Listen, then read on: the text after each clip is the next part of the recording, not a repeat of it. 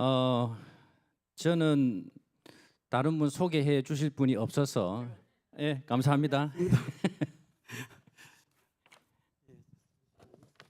아닙니다. 목사 안 하셔도 됩니다.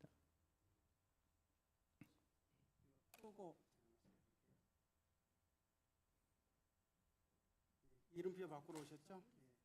아, 예, 있습니다. 야, 이거 예, 감사합니다.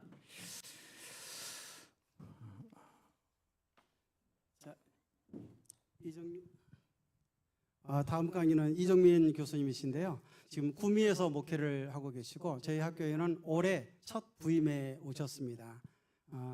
교수님이 구약 전공이셨던 조직신학 전공하셨는데 앞으로 조직신학 경쟁자들이 많습니다.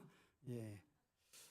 그래서 잘 들으시면은 여러분 점수로 나오고 싶으면 교수님께 얘기하세요. 교수님 내 교회 점수 안 필요해요? 나가서 열심히 할게요. 이렇게.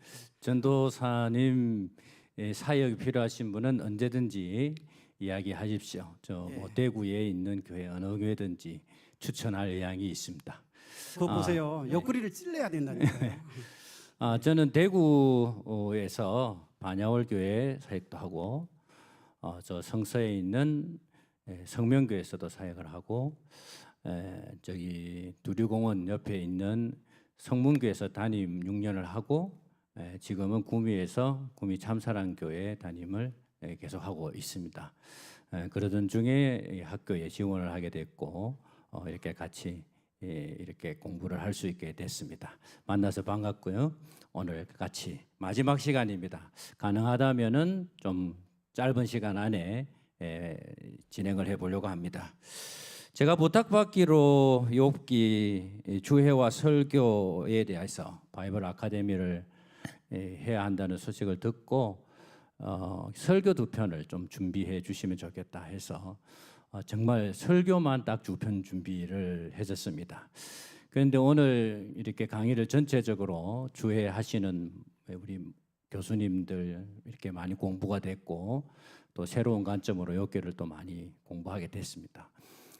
그리고 특별히 참 이번에 은혜인 것은 우리 이필영 교수님하고 이렇게 같은 섹션에서 바로 이어서 이렇게 같이 이렇게 살펴보게 됐는데 굉장히 제가 준비한 설교하고 그 맥락이 바로 이어져 있어서 참 하나님의 이 바이블 아카데미에 대해서 참 많이 하나님께서 고민하셨구나 이런 생각도 하게 되어집니다. 그래서 바로 제가 설교한 건 2가지입니다. 2가지인데 15장, 16장, 17장 이 분량은 총 21장까지지만은 다 다룰 수가 없어서 15장과 16장, 17장 그 엘리바스와 욥의 논쟁 이 부분으로 설교를 2편을 준비를 했습니다.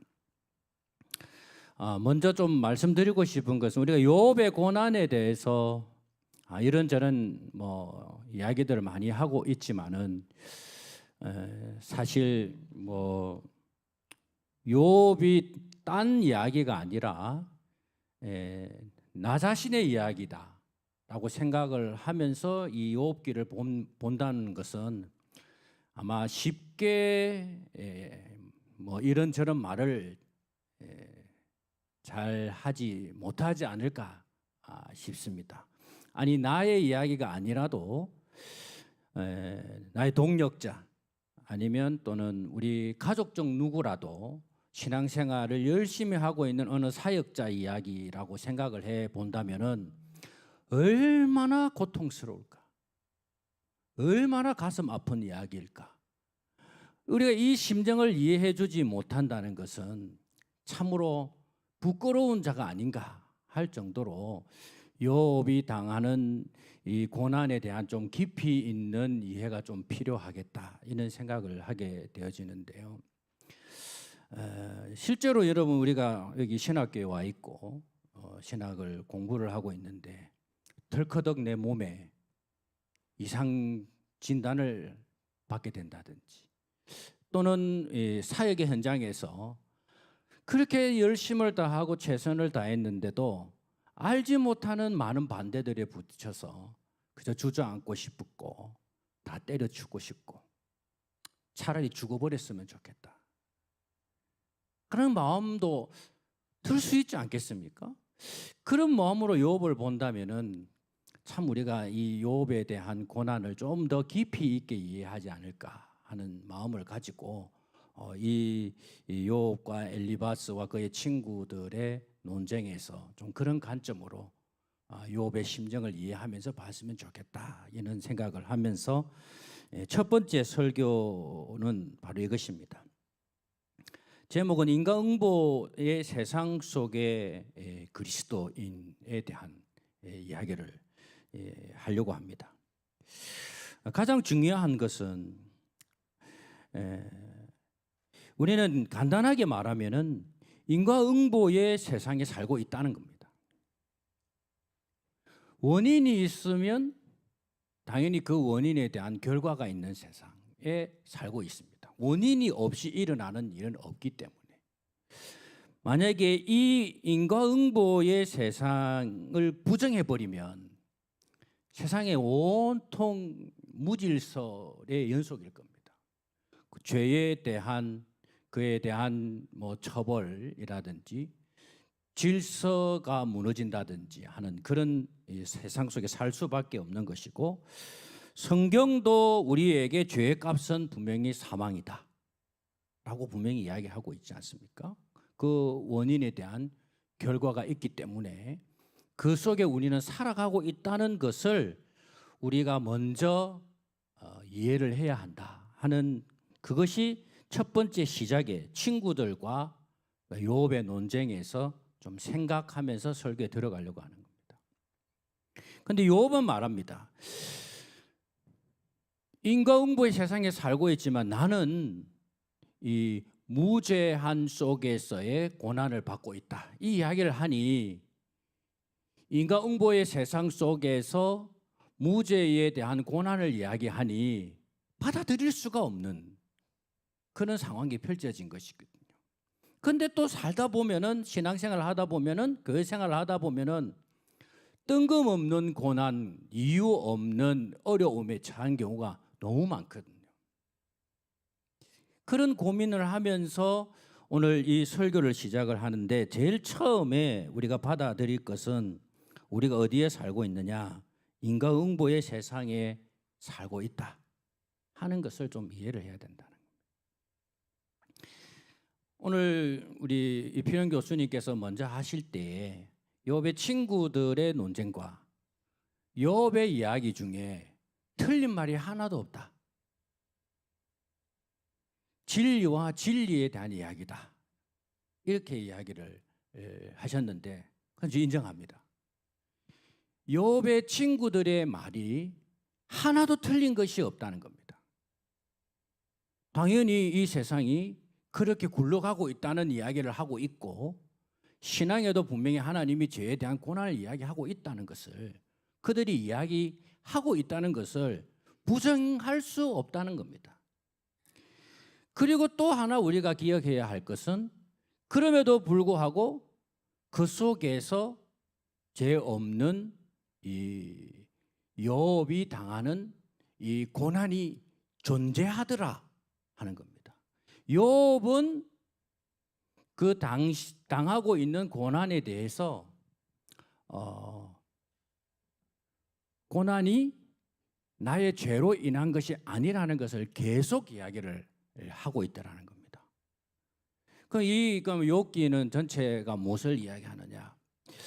우리 구속사적 목사님 이야기 구속사적으로 이것을 볼 때 그러면 왜 무죄한 자의 고난에 대한 이야기를 하나님이 허락하셨느냐? 그거 1장에 나오지 않습니까? 무죄한 자의 고난을 하나님이 왜 용납하시고 허락하시는가?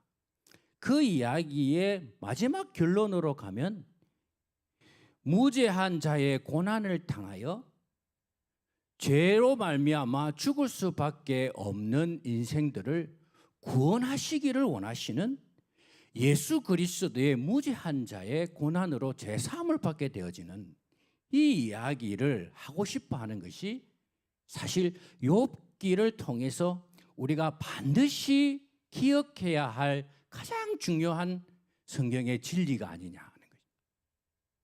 그것 없이 그냥 이 땅에 있는 고난을 겪는 이들에 대한 위로하는 이야기와 그 고난에 대한 이야기들에 대한 이야기 많은 이론들은 그저 우리의 고난에 대한 어리석은 인간들의 변론에 그칠 뿐이다 하는 것들을 우리 좀 잘 알고 이것을 봐야 되겠다는 겁니다.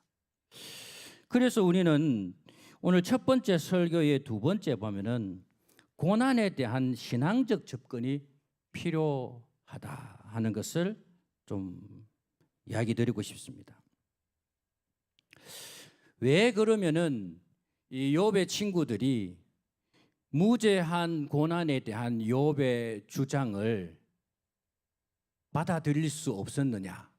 그것은 인간이니까 해석을 할 수가 없는데 하늘에서 무슨 일이 있었는지를 알지 못한 채 눈에 보이는 상황 가운데 알고 있는 지식으로만 욥의 고난을 해석하다 보니 그 고난, 욥의 고난에 대한 해석이 도대체 이해가 안 되는 겁니다.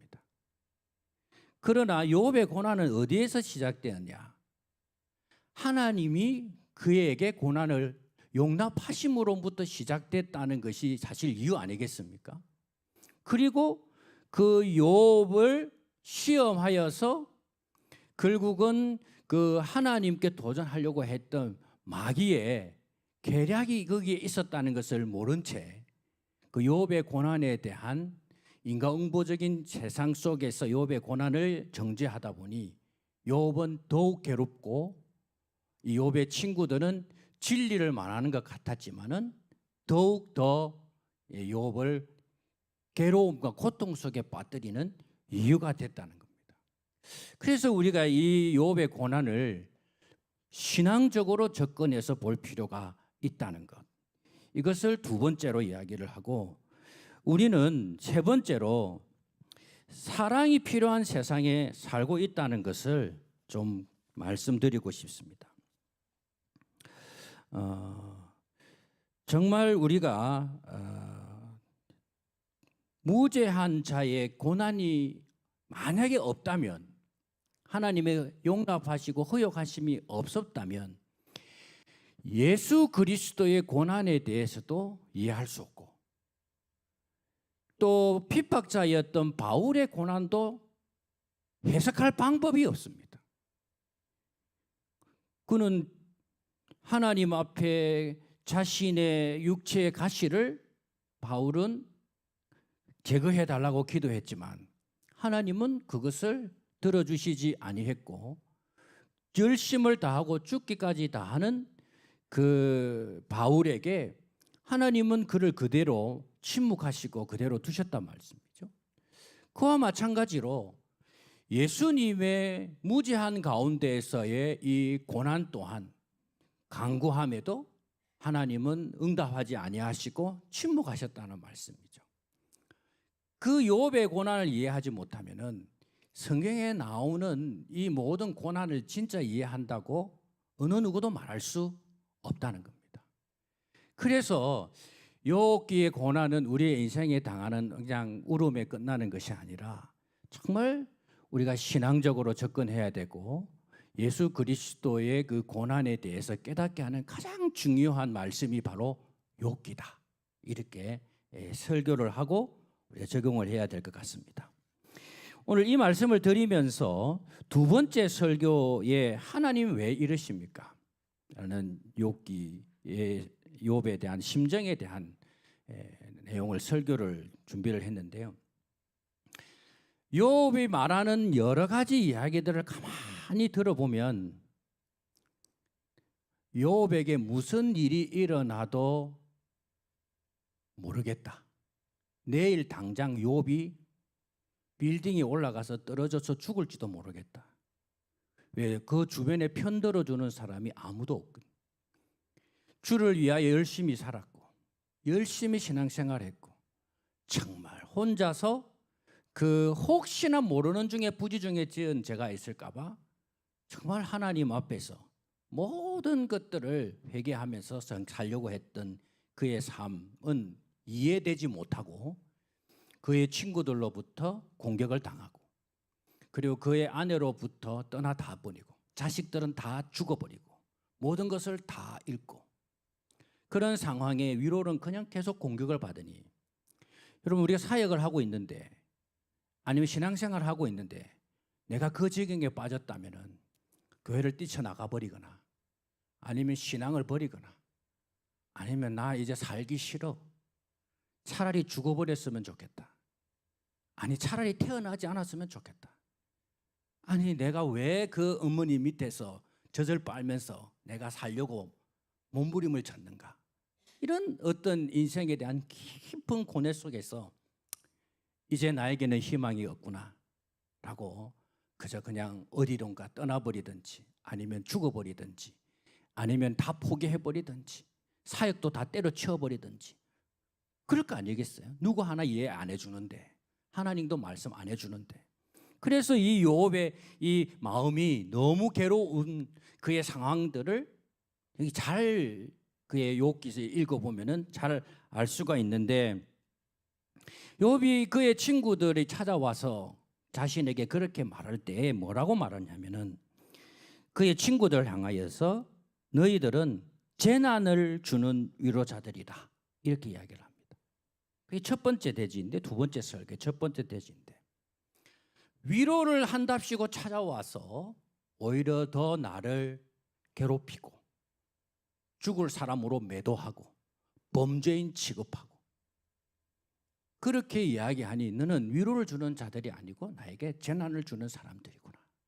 이 이야기를 하고 있다는 것을 볼 때 우리 주변에서 알고 있는 많은 지식과 신앙의 경험들과 이 연륜들이 사람이 이 사람을 살리는 신앙이 아니고 오히려 그 수많은 지식이 경험이 경륜이 직분이 오히려 그 영혼을 죽이는 데 쓰임받게 되어지는 아주 불행한 경우가 바로 생길 수도 있다는 거 아니겠습니까? 실제로 제가 사역하던 교회에서 있었던 이야기도 잠시 언급되어져 있는데 세 가족이 전도를 받아서 교회를 왔습니다. 세 가족이라는 것을 이해하지 못하고 자신은 오랜 동안 신앙생활을 했습니다. 그러니 세 가족이 신앙생활하는 모습을 보니까 기도 차지 않는 겁니다. 수시로 주일을 빼먹고 기도도 하지 않고 성경도 안 읽고 그래도 사랑한답시고 자기도 연락은 했는데 결국 어느 날 주일 출석을 못했습니다. 그런데 신방을 자기가 가겠다고 갔어요. 갔는데 가서 던진 말이 무엇인 줄 압니까? 그분이 아프고 힘들고 어려워서 교회 못 나왔다. 그러니까 너 죄를 지었기 때문에 회개해야 한다. 그 말부터 집어 던진 거예요. 자신은 지금 힘들어서 겨우겨우 교회 나와가지고 참 힘들고 어려워서 그나마 교회 나올 수 있을 때 나와서 예배 드리고 기도하고 말씀 듣고 살아보려고 몸부림치고 있는데 교회 주일 성수 안 하면은 너 큰일 난다. 그 다음에 너 죄 때문에 지금 문제가 해결되어지는 게 아니다. 주일 안 났기 때문에 하나님이 너 징계하는 거다라고 가서 무슨 사람을 정죄하듯이 쏟아부어 버리니까 그 이야기를 듣고는 다시는 교회 안 나오겠다고 뒤돌아서서 교회를 떠나버린 사람이 있습니다. 다시 만나가지고 그 이야기를 듣고 얼마나 참 가슴을 치면서 아파했는지 모릅니다. 지금 왜 이런 이야기를 하느냐면은 우리가 이 첫 번째 대지가 당신은 위로를 주는 그리스도인입니까? 이 이야기를 하고 싶어서 오늘 욥의 고난과 그의 찾아온 친구들과 나는 정말 많은 영혼들에게 위로를 주고 생명을 부여하는 사람인가 라는 것을 좀 생각하면서 다루면 좋겠다 싶어 첫 번째 대지를 삼았고요. 그나마 그럼에도 불구하고 욥이 이 고난 속에서 자신의 목숨을 끊어버리지 않고 아니면 어디 띄어내어버리지 않고 또 자신을 학대하지 않고 끝까지 하나님께 자신의 이 형편과 사정을 중보자로 세워달라고 이야기하는 그의 신앙이 있는데, 참 우리가 어려울 때에 사람을 찾을 것도 아니요, 또 우리의 경험을 의지할 것도 아니요, 또한 우리가 붙들어야 할 것이 욥으로부터 무엇을 배워야 하느냐, 결국은 우리의 모든 문제를 해결하실 하나님밖에 없다 하는 이 욥의 태도를 오늘 우리가 좀 이야기하면서 강구하고 붙들어야 되겠다 하는 말씀을 드리고 싶고, 마지막으로 제일 중요한 것은 사실은 오늘 구수사서 설교에서 있어서 마지막 두 번째 설교의 마지막 대지입니다. 성도의 고난과 그리스도의 고난에 관한 이야기입니다. 우리가 당하는 이 많은 어려움들과 고난들, 그것은 우리로 하여금 그 죄 가운데의 고난, 죽을 수밖에 없는 우리를 위하여 피 흘리고 희생하신 주님의 고난이 얼마나 힘들고 또 아팠는지에 대한 주님의 고난에 대한 이해, 그리고 그 고난으로 말미암아서 우리가 새 생명을 얻겠다는 하나님의 놀라운 은혜, 이것을 오늘 이 욥의 고난을 통해서 우리가 좀 배웠으면 좋겠다 하는 것. 그리고 이 고난을 그저 우리의 인생의 징계가 아니라 주의 교회를 위하여, 주의 뜻을 위하여 하는 이 힘든 이 믿음의 길을 지켜가면서 오는 이 많은 고난들을 오히려 감사하고 또 그걸 기쁘게 여기면서 또 그렇게 달려갔던 믿음의 사람들처럼 하늘 소망을 가지고 잘 달려갔으면 좋겠다 하는 이런 설교의 두 가지 설교를 가지고 오늘 그 욥기 엘리바스와 그의 대답에 대한 이야기로 오늘 설교를 마지막 정리하고자 합니다. 이상입니다. 고맙습니다.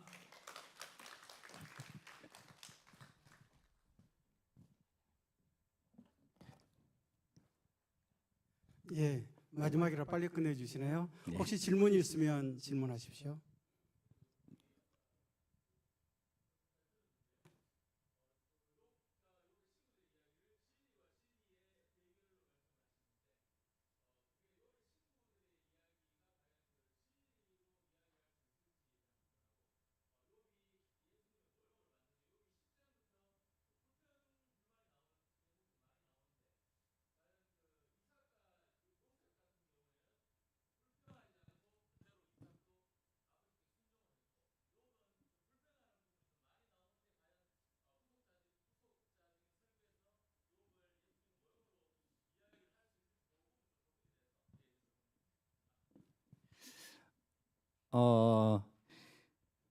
욥의 친구들의 욥의 고난에 대한 이야기를 온전한 욥의 고난에 대한 해석이라고는 볼 수 없을 것 같습니다.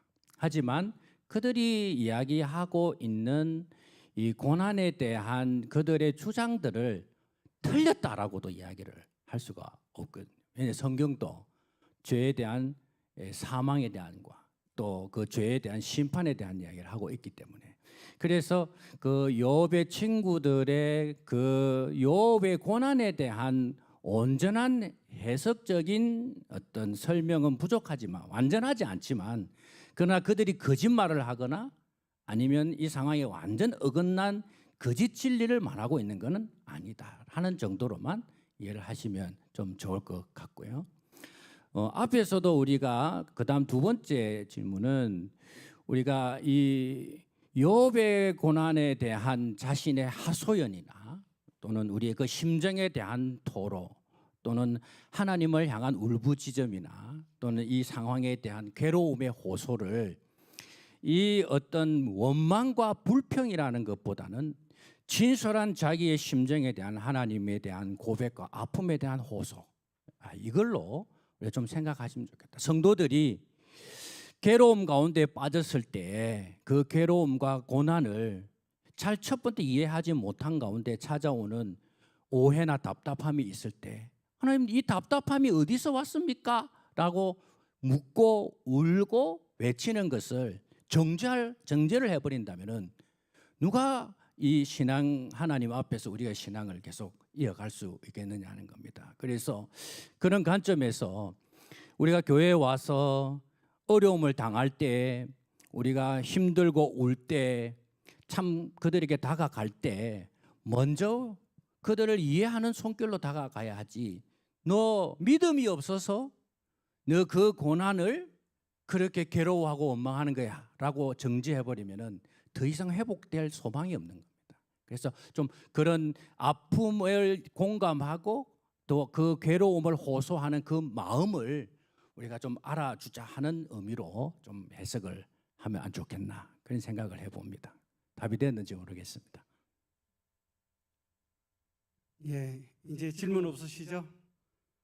예, 다시 한번 큰 박수 부탁드리겠습니다. 예, 감사합니다. 감사합니다.